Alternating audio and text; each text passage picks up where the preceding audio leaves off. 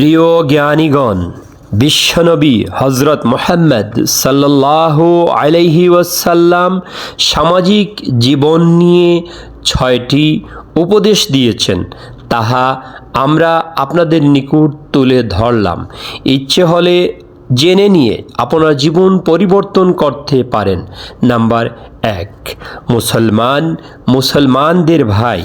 Number 2, এক মুসলমান অন্য মুসলমানকে অসহায় অবস্থায় ত্যাগ করতে পারে না। নাম্বার 3, এক মুসলমান অন্য মুসলমানের সাথে মিথ্যা বলতে পারে না। নাম্বার 4, মুসলমানদের উপর মুসলমান জুলুম করতে পারে না। নাম্বার 5, এক মুসলমান অন্য মুসলমানের আয়না স্বরূপ। নাম্বার 6, মুসলমান তার ভাইয়ের মধ্যে কোনো ত্রুটি দেখলে তা দূর করে দেয়।